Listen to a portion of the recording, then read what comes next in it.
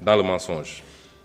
Il nous est également apparu indispensable, dans l'environnement laxiste ayant prévalu durant le dernier régime, de procéder à la revue de tous les contrats signés dans les secteurs stratégiques, en vue de nous assurer de leur conformité à notre législation.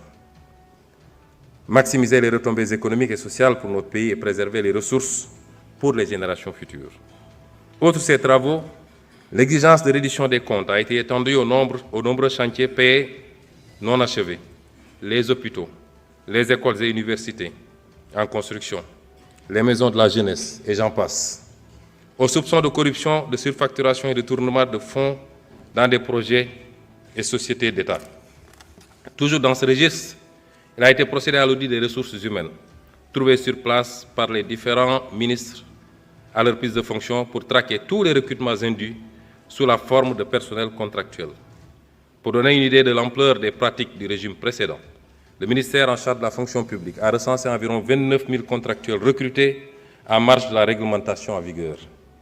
De même, pour marquer une rupture nette dans le sens de la bonne gouvernance, le président de la République, le Premier ministre et l'ensemble des membres du gouvernement ont procédé à la déclaration de leur patrimoine dans les délais fixés. Enfin, de graves scandales ont été décelés dans la gestion foncière, qu'il s'agisse de l'occupation du domaine public maritime ou de l'accaparement de terres sans commune mesure par des privés et des sociétés civiles immobilières écrans, au niveau des lotissements des zones foncières, effectués notamment à Dakar, à Thiès, en particulier à Mbourkat. De manière plus grave et répréhensible, il est à noter de la prévarication et de la privatisation du patrimoine foncier et bâti de l'État.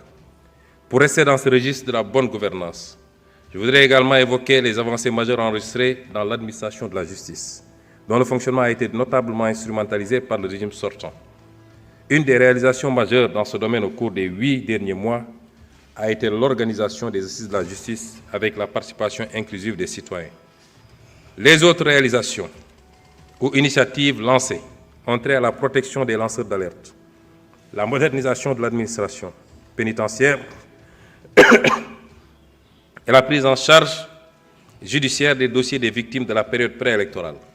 À cet effet, en plus de l'inscription budgétaire de crédits destinés aux victimes, il sera proposé à votre auguste Assemblée, dans les semaines à venir, un projet de loi rapportant la loi d'amnistie votée le 6 mars 2024 par la précédente législature. Pour que toute la lumière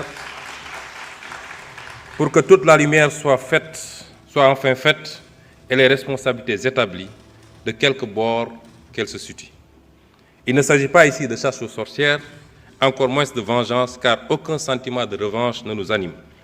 Loin de là, il s'agit simplement de justice, pilier sans lequel aucune paix sociale ne peut être garantie. Monsieur le Président de l'Assemblée nationale, honorables députés, la vision d'un Sénégal souverain a été prise en charge dès la formation du gouvernement, avec notamment l'exigence de défendre en tout premier lieu les intérêts du Sénégal et de ne plus jamais nous laisser